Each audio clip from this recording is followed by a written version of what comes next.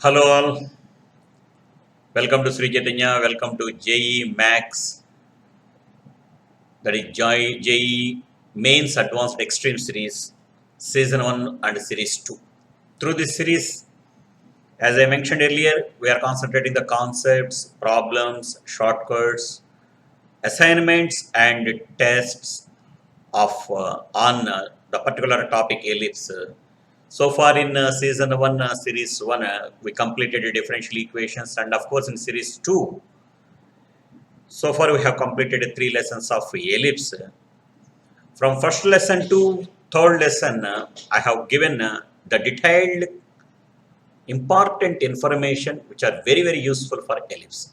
In continuation to that, we are now concentrating the next level in the ellipse and important areas in the ellipse. And of course, my friends, here today I am introducing two beautiful derivations, and based on that important definitions, and those derivations are very useful in coming advanced oriented questions in ellipse.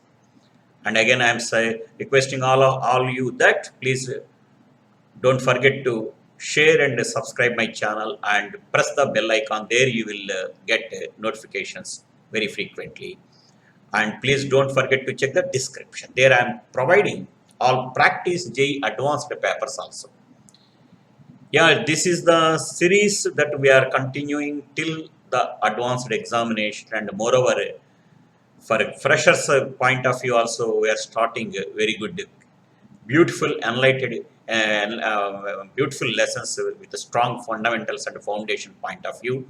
We will start the next extra lessons for you, for your benefit. But anyhow, my friends, now we are entering into the lesson 4 of ellipse. Here through this lesson, today I am introducing the director circle. See, the name in general they may not ask. Of course, in once upon a time, in one of the JEE advanced examination, not JEE advanced, in IIT JEE examination, in one of the multiple choice question, first time only they asked the question under the name of director circle. Until after that, so far they may ask questions without mentioning the name of director circle. That's why you need to focus instead of practicing the equation of the director circle after the ellipse like this or like that. Better is you try to concentrate on the definition. So what is the definition? See the definition: the locus of the point of intersection of perpendicular tangents. Locus of the point of intersection of perpendicular tangents to the ellipse. That means, suppose this is the ellipse is given for you, and of course this is a tangent, and of course this is another tangent. Here this is the point of intersection. These two tangents are perpendicular to each other.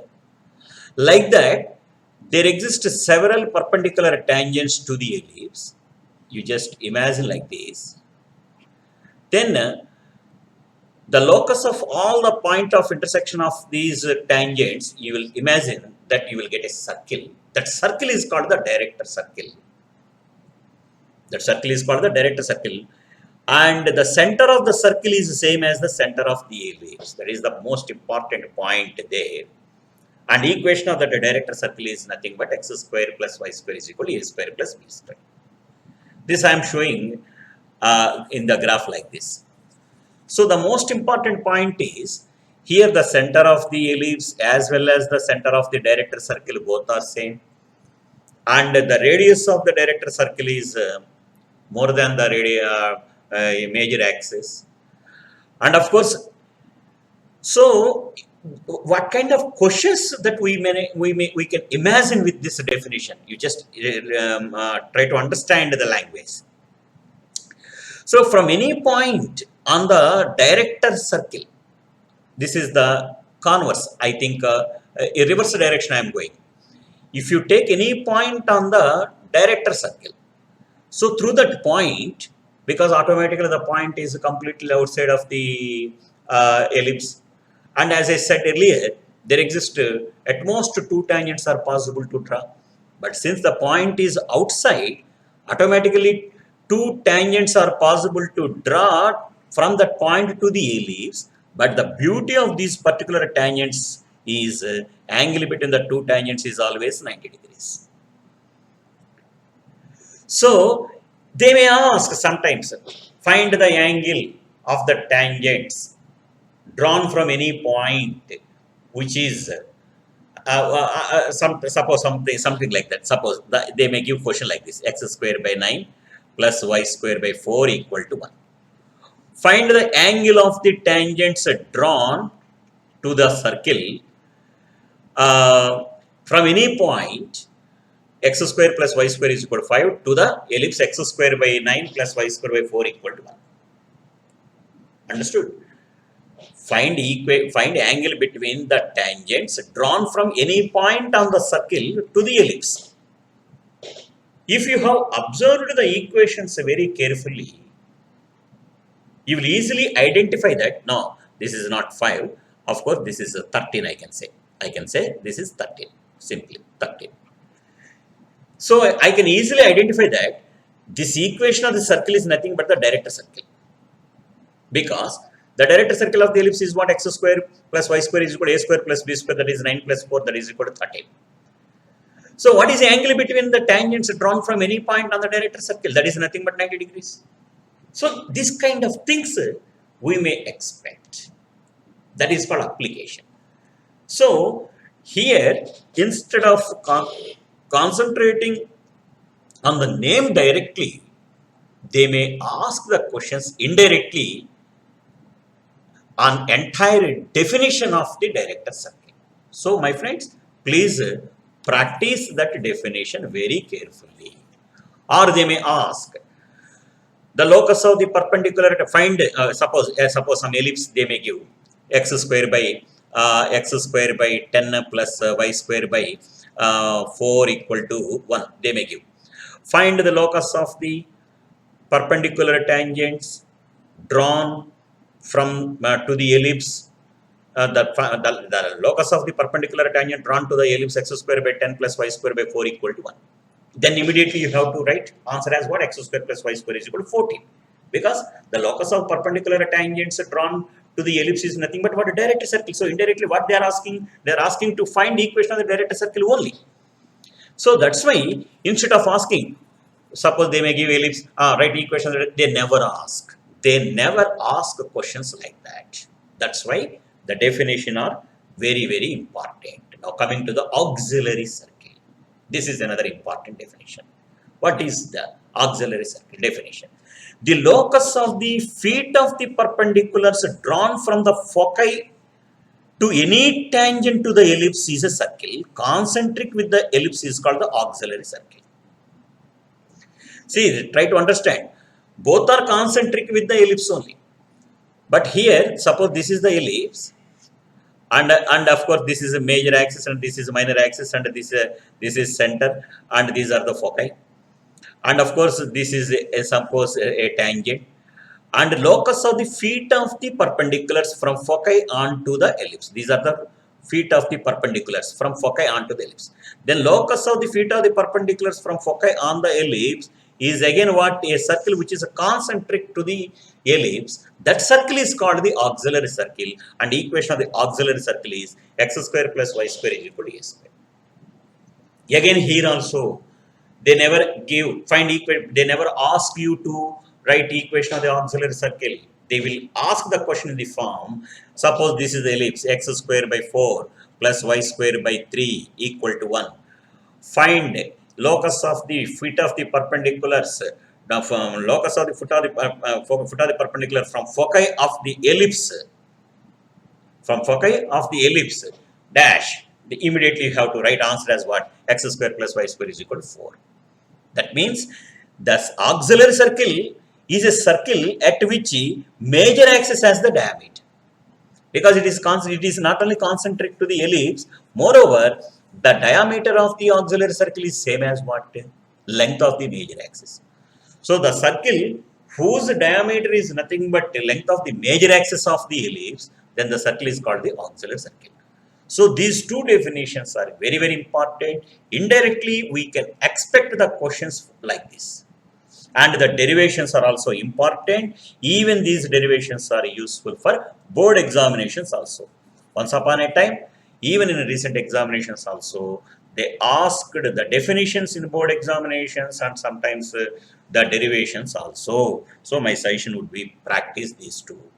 Now coming to my friends, next one is the 11th one, continuation. Already in the first three videos, we have completed 10 points. This is about 11th point. Equation of the chord of contact and polar. See, what is chord of contact? In circles, we have learned it. The same thing is in parabola. The same thing even in ellipse. The same thing even for hyperbola also. What is first chord of contact? What is chord of contact? Suppose this is the ellipse given to you. This is the ellipse given to you. So from any point, how many tangents are possible to draw to the ellipse? Two tangents are possible to draw to the ellipse. And these are all what? Point of contacts of the tangents drawn from a point to the ellipse. Then the line which passing through the point of contacts is called chord of contact. Chord of contact. So this line is called what? Chord of contact. So if the point lies outside, then chord of contact intersects the ellipse as shown in the diagram. If the point lies on the ellipse, then chord of contact is nothing but the equation of the tangent. If the point lies inside, then there exists no chord of contact. Chord of contact does not exist. This is about what? Definition for chord of contact. The same definition even applicable for circle and parabola also. That's why if you have practiced one definition thoroughly in one chapter, the same thing is applicable remaining chapters also. Now coming to polar and pole. Suppose this is the ellipse given for you and this is a fixed point. So through fixed point, several chords, infinitely many number of chords I can draw through this fixed point to the ellipse. And these chords are intersecting the ellipse at two different points.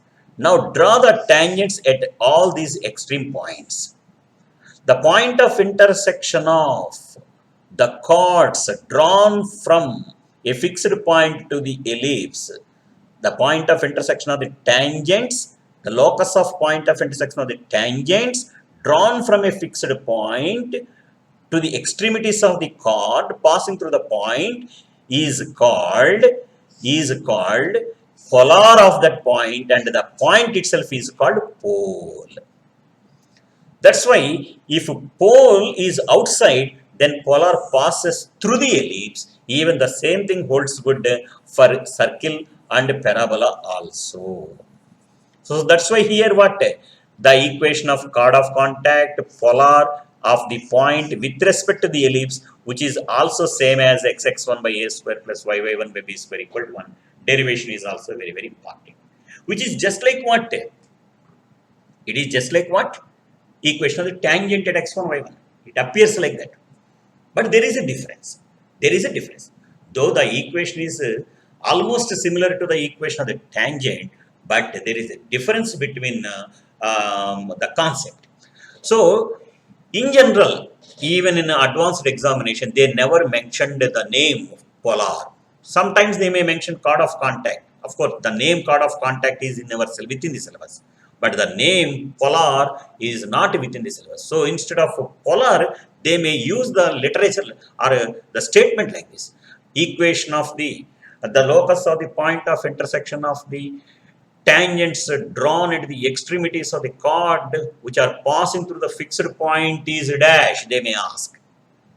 Immediately you have to write, okay, that is nothing but they are asking equation of the polar, or they are asking to find the coordinates of the pole. So if you are getting that if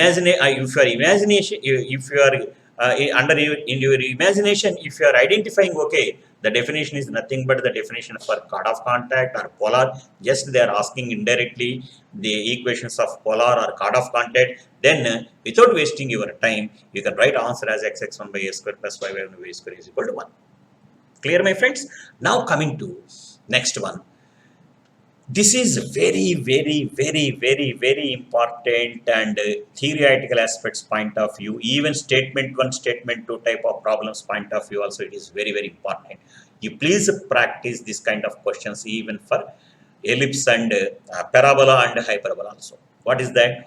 Polar of each focus. Polar of each focus is its corresponding directrix. Polar of each focus is corresponding directrix. This is another definition. So sometimes what they may ask, find equation, a locus of the point of intersection of the tangents drawn, or locus of the point of intersection tangent drawn extremities of the chord passing through the focus to the ellipse. Sometimes they may give x square by something plus y square by b square equals something. So after studying the entire question, if you are identifying that, okay, this is nothing but directrix, they are asking me to find the equation of the directrix. So immediately you can write without wasting your time the equation of the directrix on paper directly. It's like that. If you are understanding the statements properly and solving the problems, there you will save the time and moreover get confidence on the subject. Now, my friends, coming to this one. And if this is the polar to the ellipse, then these are the coordinates of the pole. Question is very simple. Suppose my ellipse is x square by a square plus y square by b square is equal to 1. And this is my polar Lx plus My plus n equal to 0. This is polar. Let Px1 y1 be the pole. These are all the standard steps. Therefore, equation of the polar with respect to Px1 y1 is xx1 by a square plus yy1 by b square equal to 1. You call this as 3. You just compare 2 and 3. That means x1 square by a square by L equal to y1 square by b square by m equal to minus 1 by n. Therefore, x1 comma y1 equal to minus a square L by n, minus a square L by n comma minus b square m by n, where n not equal to 0. The same thing is happening, and we are getting the same coordinates for point of contact also. But there the point of contact, this point should lie on the ellipse. But whereas here, though the formula is just similar to the point of contact, but it may not lie on the ellipse. Be careful and please notice that important point. Okay, my friends? That's why the same thing is applicable even in parabola also. Please practice these things. Now coming to 14th point. The condition at which these two lines are conjugate. What are the conjugate points? Conjugate lines. Two lines are said to be conjugate with respect to the curve. The pole of one should lie on the other. That means if the pole of first line lies on the second, or pole of second lies on the first, then simply we can say that the two lines are conjugate. Again, my friends, they never ask the word like find a condition for conjugacy or find a condition for conjugate lines, or if these two lines are conjugate, then what is the condition? They never ask in advanced examination. They may give the question like this. The locus of point of intersection of one line is lies on another line. Then the condition is dash. Like that only they may ask. That means indirectly what they are saying that, okay, these lines are conjugate. Then what is the condition that they are asking? What to do? Yeah, you find pole of this line and substitute that pole here. What is pole of this line? Minus a square L1 by N1, comma minus b square M1 by N1. You just substitute that point here. That is L1 into minus a square L1 by N1, L2 into, plus M2 into minus b square M1 by N1, plus n2 equal to 0. After simplification, a square L1 L2 plus b square m1 n2 is equal to m1 n2. Very simple. But these are the important derivations for board examinations only, and sometimes they are useful for MSET examination only. In MSET examination only and in board examination only, they may use that language conjugate and all. In all other language examinations like JEE mains and advanced, in general, they never mentioned the costly names like conjugate, polar, pole, something like that. Of course, if they mentioned it, then ball is in your court. You can go ahead with the formula. And my friends, next coming to condition at which the 2 points are conjugate. See, as I said earlier, if two lines are said to be conjugate, the pole of one lies on the other. Similarly, 2 points are said to be conjugate. The polar of one point is passing through the second point. What is polar of first point? X1, Y1. What is polar of first point? X1, Y1, X1, Xx1 by A square plus YY1 by B square equal to 1. If it passes through the second point, that means you substitute the second point here. That means X1, X2 by A square plus Y1, Y2 by B square equal to 1. This is nothing but what? S12 equal to 0. That already I have introduced in the standard notations in the beginning of the lesson also. That's why here I have introduced the notation. What is S11 and what is S12. So my friends, these are all basic informations in ellipse itself. Now coming to 16th point, equation of the chord with respect to the midpoint. My friends, this is most powerful, important area in the entire coordinate geometry, and costliest points and costliest problems we may expect exclusively from point number 16, even for circles also. What is that? Equation of the chord with respect to midpoint. What is the formula? S1 is equal to S11. Chord with respect to midpoint. That means S1 means x1 square xx1 by a square plus yy1 by b square minus 1 equal to x1 square by a square plus y1 square by b square minus 1. This is very, very important formula, not only in ellipse, but also in parabola and circle. Several times the questions on locus problems we may expect, what kind of things that we can expect, that I will explain in the next video. But my suggestion would be, you please practice the derivation for this one also. Okay, now, my friend, next beautiful, costliest area and very, very important area in the entire ellipse is eccentric angle. What is eccentric angle? You please try to read the definition properly. Suppose this is the ellipse given for you, and this is about the auxiliary circle, and this is about the center C, and this is any point P on the ellipse. Join CP and draw the projection of P on major axis. Let it be N, and of course extend this. It meets the auxiliary circle at P dash. Join CP dash. If NCP dash is theta, if this angle is theta, and if theta lie between 0 to 2 pi, then this theta is called the eccentric angle. So read the definition very carefully. Let P be any point on the ellipse, and C is the center. NP is the ordinate of P. Let NP meets auxiliary circle at P dash. Let NP meets auxiliary circle at P dash. So that angle between, of course, here the angle between NCP dash is theta, where theta lie between 0 to 2 pi. Then that theta is called the eccentric angle. Clear, my friends? Suppose if it is the point x comma y, and of course for this is the ellipse, this ellipse is x square by a square plus y square by b square is equal to 1. And this is auxiliary circle, then automatically equation of the auxiliary circle is x square plus y square is equal to a square.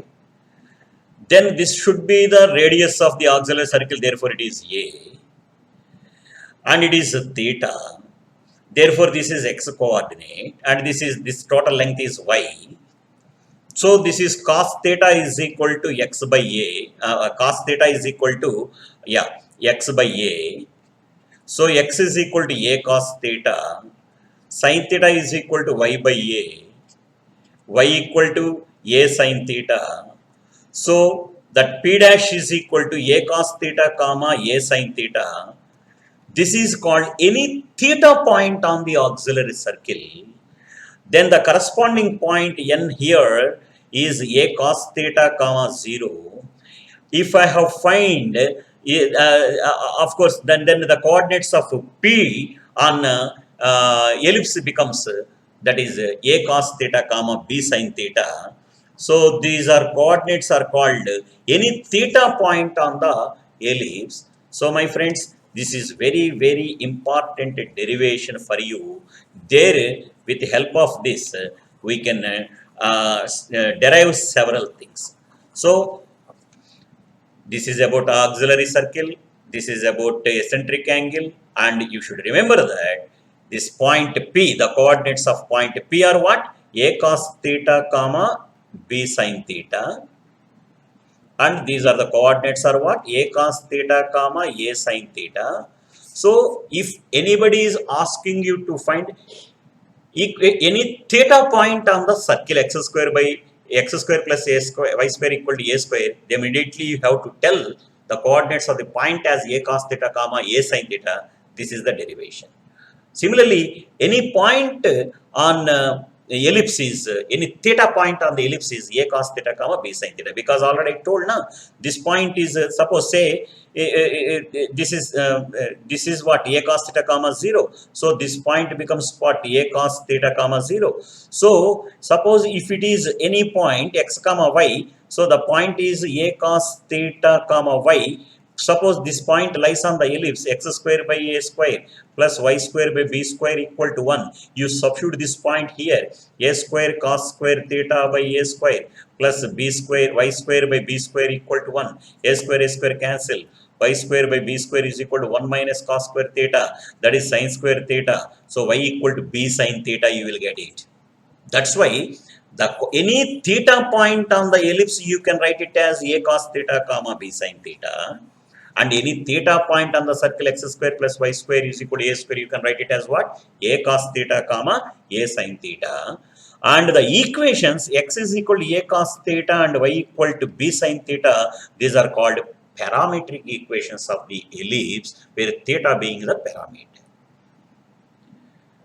That's why in our first year in coordinate geometry, in the tangent and normal, there without any derivation, we just practiced what are the parametric equations of the ellipse x square by a square plus y square by b square is equal to 1 only.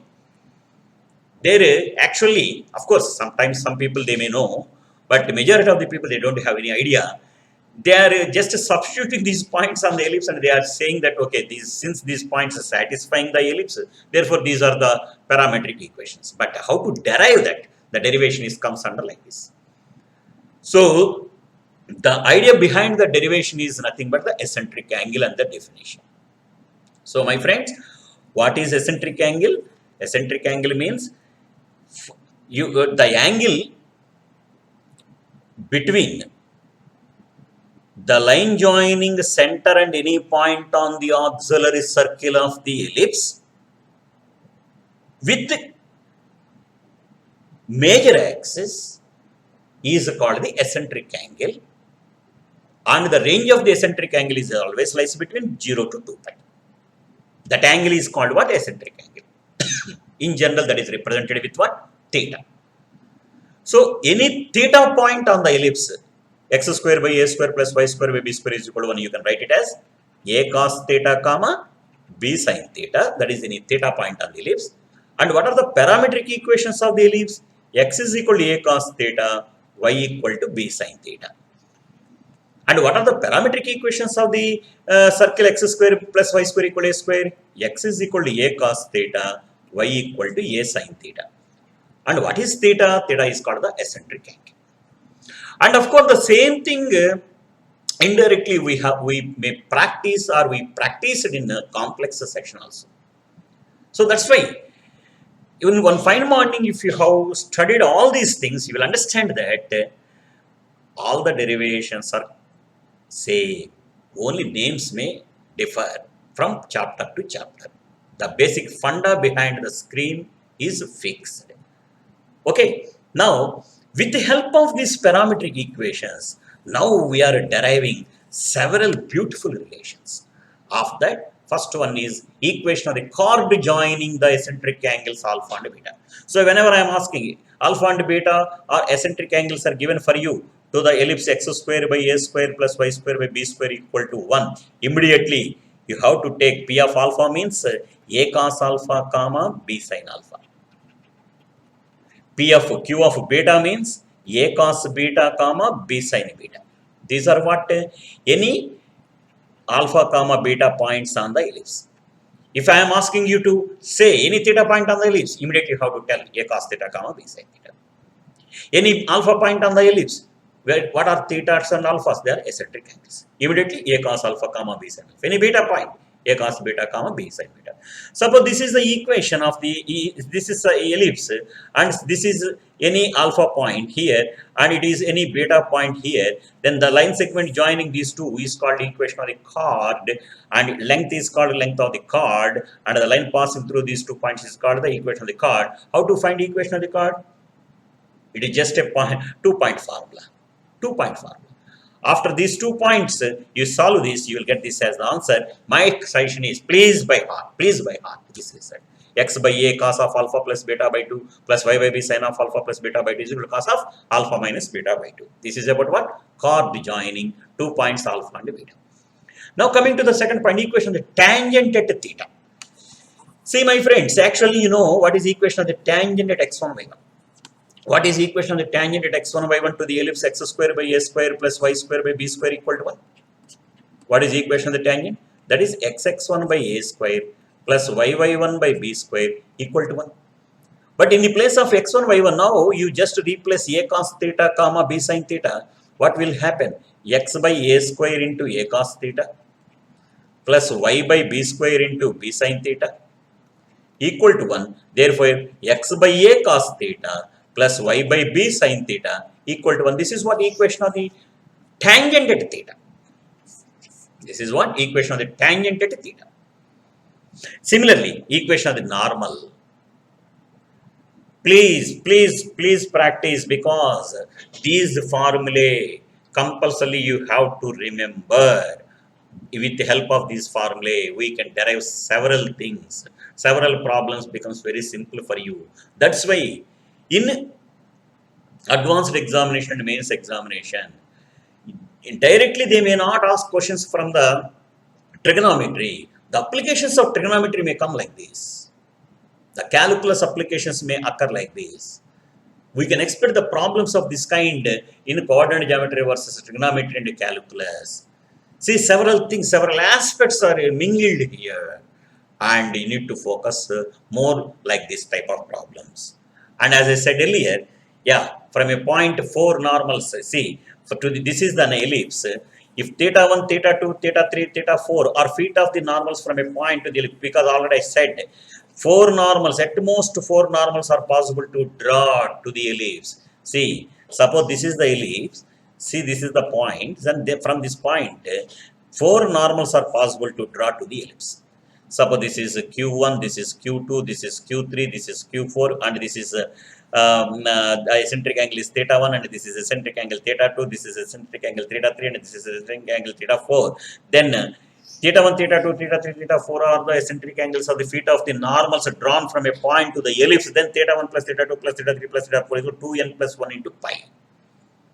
This is a beautiful derivation. Of course, the statement is important for you, but they never ask the derivation in the coming examination. But my suggestion would be you practice. But this is not the right time for me to derive entire thing. But my suggestion would be you just go through your textbooks. If you want it, I will tell. But the derivation only takes one video exclusively. That's why. But here I am giving the outlines and what points you need to practice only here I am concentrating. This is one of the important derivation and for advanced point of view this is important, not for mains.